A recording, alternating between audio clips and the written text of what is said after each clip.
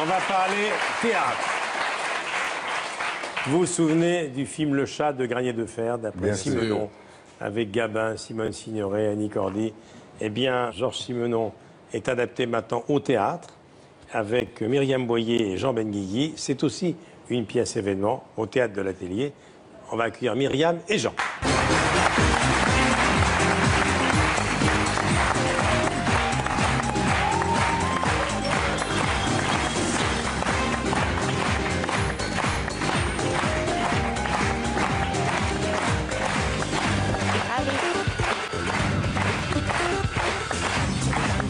Attention, voilà, c'est fait. Bonjour Jean, bonjour Myriam. Asseyez-vous. Merci d'être là. Bonjour monsieur. Bonjour. Michel, tu vas bien? Ça va mon petit Jean, merci. Bonjour. Alors, Didier Long est le metteur en scène, le théâtre est mythique, Georges Simenon, n'en parlons pas. Et c'est vrai que c'est une belle idée d'avoir adapté l'œuvre de Simenon au théâtre. On va citer l'adaptation, Christian Lyon et Blandine Stinzi, c'est pour la première fois au théâtre. Première fois. Alors, évidemment, lorsque j'ai vu Le Chat affiché dans Paris, d'abord, j'ai trouvé que vous me rappeliez Simone, mais c'est pas la première fois que vous incarnez Simone. Madame Rosa Romain-Gary, ça nous avait tous beaucoup touchés. Oui, oui, oui, je l'ai joué 500 fois, La vie devant soi, oui, tout à fait. Et Jean, alors, raconte-moi pourquoi tu as accepté.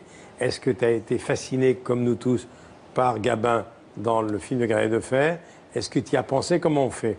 Moi, je suis un très grand admirateur de Jean Gabin. Je revois ses films constamment, la télévision, tout ça. Je trouve que c'est un immense acteur à qui on commence seulement à rendre hommage parce que, rappelons-nous, sur la fin de sa carrière, oui, Gabin, il en fait toujours. Vous vous souvenez? C'est un immense acteur.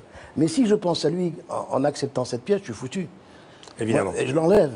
C'est parti de ma tête et j'essaye de jouer le rôle avec ce que j'ai en moi et sans faire un hommage à Gabin.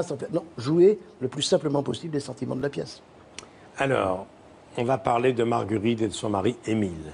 C'est 5 ans de leur vie, les plus effrayantes, où ils ne se parlent plus, ils ne se supportent plus. L'un a un chat, l'autre a un perroquet. La pièce commence, le chat est mort, empoisonné par Marguerite qui a une haine pour son époux qui lui rend bien. C'est assez bouleversant quand même.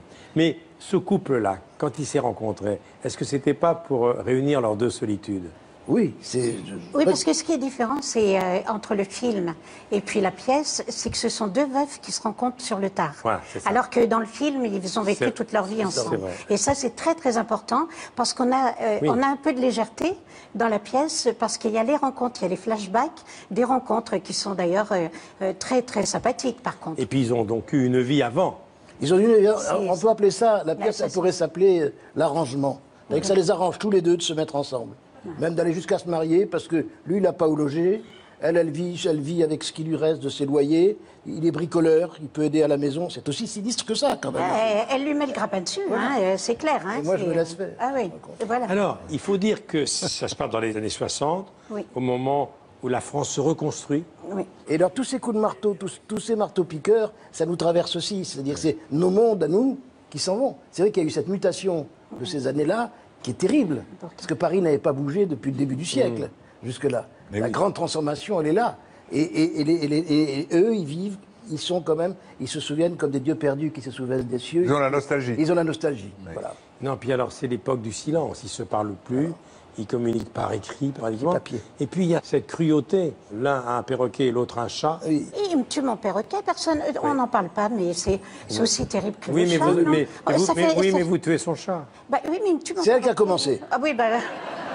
Ah ben d'accord. C'est elle qui a commencé, et puis quand même, il faut dire que les gens sont beaucoup plus attachés à un chat qu'à un perroquet. Je sais pas pourquoi. À ça, alors vraiment... Et d'ailleurs, Émile a peur qu'un jour elle l'empoisonne Mais bien aussi, sûr, parce bien qu'elle a sûr. empoisonné le chat. Mais oui, parce qu'en empoisonnant le chat, c'est lui qu'elle empoisonne. Voilà. Ah, mais c'est beau à jouer. Simenon, c'est beau parce que c'est très profond. C'est Paulin Tchekhov. Parce qu'il sait gratter dans l'âme humaine tout ce qu'il y a de plus lointain et souvent sordide, et il faut le sortir. Et ce qui est terrible chez les acteurs, c'est qu'on trouve en nous pour jouer cette médiocrité. Ah oui. C'est terrible. Eh oui. Et puis c'est violent quand même le dialogue. Hein. Il insulte, vieille sorcière, vieille salope. Oui.